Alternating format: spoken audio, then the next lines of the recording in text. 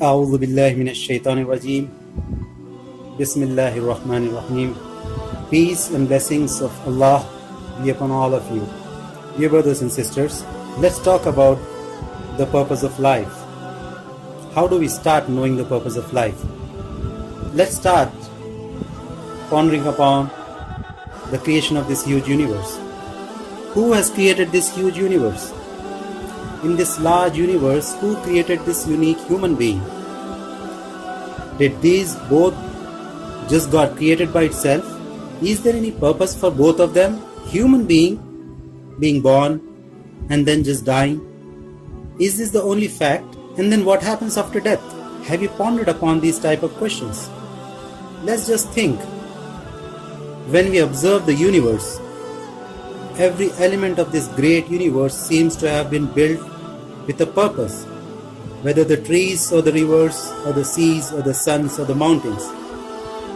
Any natural thing or a man-made element, you would think has definitely got some purpose, right? So if everything should exist with some purpose, then would it not be that we also have a purpose? So for all of us and the universe around, if there is a purpose, then what is that purpose? And who would set that purpose?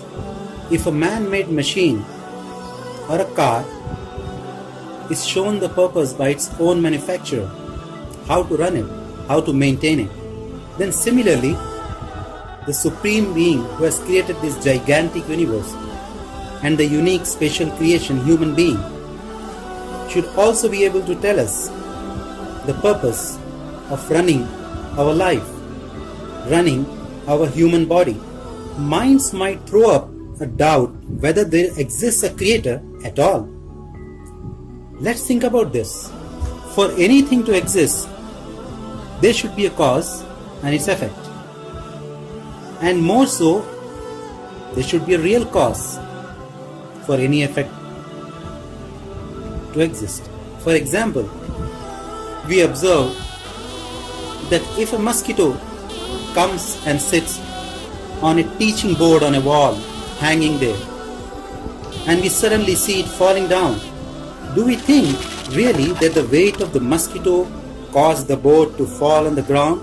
Hence, this doesn't seem to us that this is the right cause of the board falling down.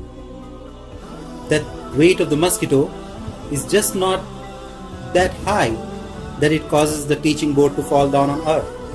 Can someone imagine a scenario where a strong wind comes, gathers some mud, makes measured bricks, arranges them properly, then builds a wall? Then some similar phantom processes causes the assembly of some windows and roofs, and it's painted, the gates are fixed, and a beautiful gorgeous garden is made around it, and there's a neat parking lot comes out of it. Is the above making of an automatic building really a possibility? Similarly, even for this universe to come to existence, there cannot be a false process or a phantom cause. In fact, there should be a correct, perfect, and the most intelligent cause for this universe to exist in such a spectacularly perfect fashion. Let's take up 3 theories which human beings put out there. That this universe, it's been there, it doesn't have any end, it just came by itself. The second one, it just got created by itself. And the third one, it just could be that a more correct, powerful, knowledgeable, accurate, supreme being might have designed and created the sun and the moon and the planets, which just do not collide each other, but run in a perfectly miraculous orbits. The distance between the orbits of planets perfected to millionth of a millimeter. If you look at the first theory, if we observe the universe, it is expanding each day. The matter is converting to energy, and the energy converting to matter. If we believe that this universe is by itself, then it should not decrease. according to the first law of thermodynamics, if matter converts into energy, there is the loss of some energy, and this process continues until there is nothing. This shows that universe was not existing by itself. It was in fact put into motion by someone. Did universe get created from nothing?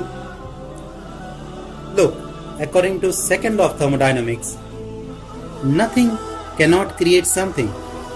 As previously stated, there's just a wind gathering some mud, making some bricks.